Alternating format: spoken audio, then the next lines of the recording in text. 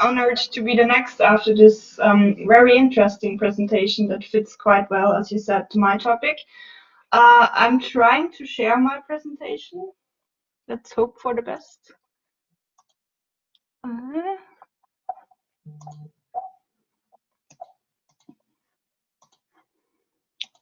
So now you should see my presentation slides.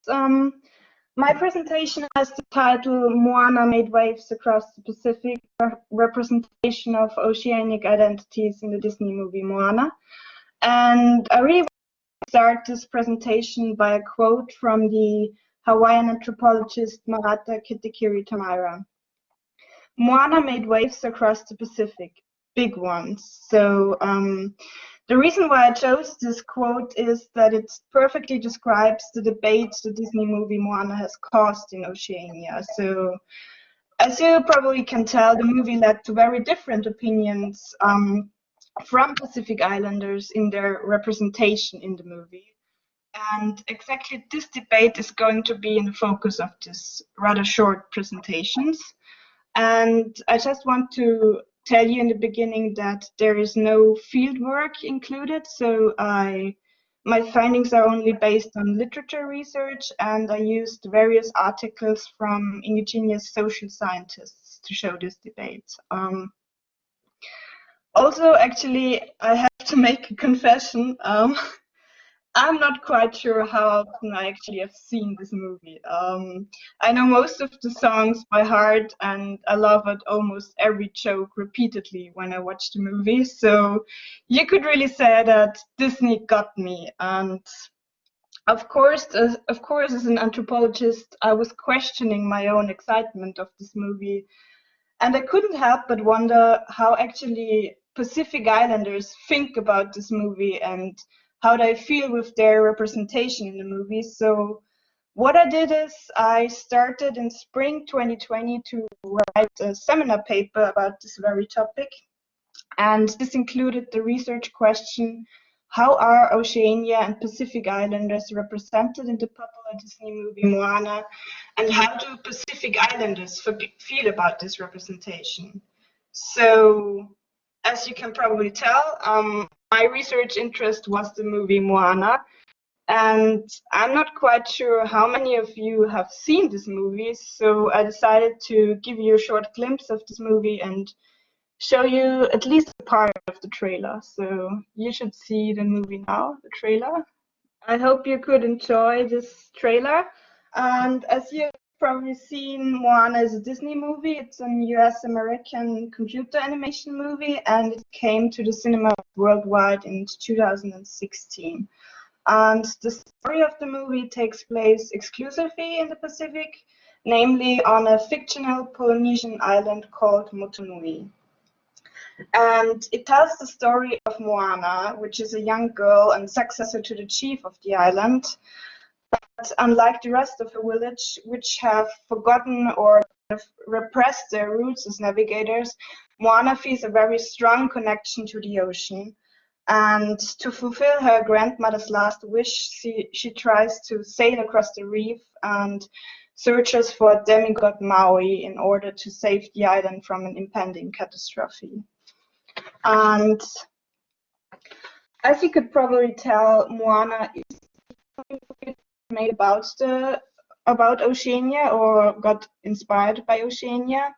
And to give you a short idea about how Oceania is actually presented in movies, especially in Western movies, you can generally say that the paradise picture and the idea of Oceania with this sparkling sea, for example, knife people, noble savage, tropical landscapes, or even young girls with coconut bikinis is quite represented in a great variety of especially Western movies.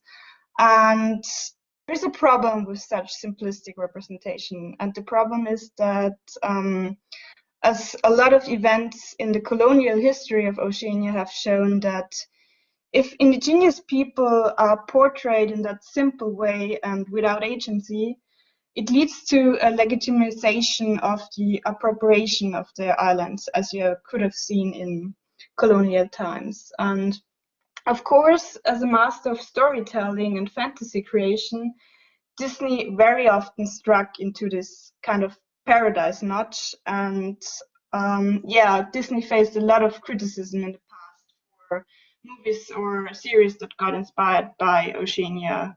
The most prominent one is, for example, Lilo and Stitch. So, of course, Moana faced the debate in Oceania, and this debate that was caused perfectly shows that there is no such thing as the Oceanian opinion on the question of representation. So you could really say that Moana literally caused or made waves in Oceania, and among other things, really sparked discussions among oceanic scientists. In particular, the members of the Facebook group called Moana, I am Moana, I am Maui, actively participated in the debate about the movie and criticized it very heavily. And I just brought you some pieces of this Facebook page. You can see it here. So they're discussing this movie quite heavily, and especially the anthropologist, which was in interest of my paper, Tamara, criticized this Facebook page because initially it was founded to criticize this movie and to discuss different opinions, but she found that it's kind of it doesn't lead to alternative opinions about the movie. So if people want to post rather positive opinions about the movie, they got kicked out of the group, so they're not accepted. That's something that was really heavily criticized by Tamara.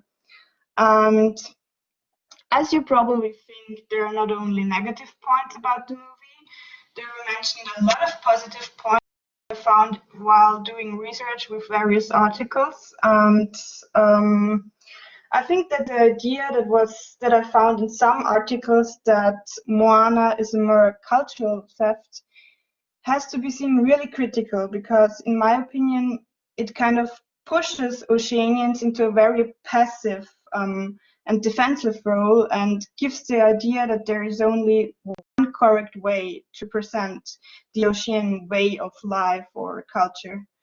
And I like to argue here with Haufa Epeli, because he spoke very much against putting cultures in cages, but to liberate traditions. And what I'm going to say now is maybe really critical, and I thought long about it if I actually should say that, but I think there is a tiny chance that Disney could possibly, really possibly, offer this kind of liberation of tradition, and something that speaks for it are the positive points I have found while doing my research. So the most important point is the aspect of representation, or as Tapaleo says it, the people on the screen actually look like us. And I think that's a very important point, especially in times where minorities are very underrepresented in popular media. So the appearance of a Polynesian Disney princess can really fill people with pride, and of course puts the Pacific somehow in spotlight. Then another positive point I found while reading the articles was this paradise landscape. And the first time I've seen the movie, I've seen it really critical, because for me it was a bit too much of cliche, the sparkling sea and white beaches. But Tapaleo has a completely different opinion about that. She says that the Polynesia depicted in the film is an animated yet mirror image of our backyard. The glittering sea-through ocean looks like the one the village kids splash in behind my mom's family fale in Hawaii. Yeah, it's magical, but it's also our reality. So I found it a bit too much, but actually there are a lot of people in Oceania who think it's right on the spot and it somehow represents their environment. While Disney shows this paradise picture, it also shows kind of an image of an anti-paradise. So It depicts what can happen when people, or even demigods like Maui, do not value this environment and, for example, steal the heart of the goddess Te Fiti. This could be seen, at least in my opinion, as kind of an allusion or a warning of climate change that really faces Oceania and Oceanian people. So another positive point that stuck in my mind, or that I noticed even the first time I've seen the movie, is this part of girl power Pacifica style. So Moana tries to draw the image of a very self-confident, strong and young Polynesian girl that truly presents this girl power Pacifica style. And in doing so, the movie really criticized the patriarchal patterns and also shows the struggle against patriarchal taboos. So, for example, the movie shows the struggle of Moana of being a good daughter and a successor to the chief and trying to do everything her father says her. But on the other side, she has this very strong connection to the sea and she really wants to be a navigator. And I think this conflict is very good seen in the song I'm going, or at least trying to play to you right now. So I'm sorry to stop that song now, but I think I'm running out of time, and feel free to listen to it later. So why I chose this song is that you can really feel or see this conflict Moana has of being a good daughter and also like following impulse. So now, while I've said a lot about the positive aspects, of course, I found a lot of negative ones. And to be honest, the negative ones were the ones that were mentioned the most in the articles I've done research with. And the reason for that is that despite Disney's very much efforts and probably also best intentions to respond to the local population and try to include them in the process of making a film, of course, the pressure to make a film that is a blockbuster hit was bigger and was in the foreground, so it kind of led to a movie that transports a paradise cliche and a lot of simplified representations that, of course, led to to a lot of criticism in Oceania and the negative points I'm going to present to you now. So one of the negative points that were mentioned most of the times were the aspects of merchandising. So especially the Moana plastic dolls and this Maui costume you can see here on the slide that was very heavily criticized. And the problem with that is that, yeah, of course, it's noteworthy that Disney basically makes significantly more money with selling those merchandise products than selling tickets or DVDs. But the problem with that is that although oceanic people deliver a lot of their cultural knowledge or share cultural knowledge, they do not benefit from this merchandise machine.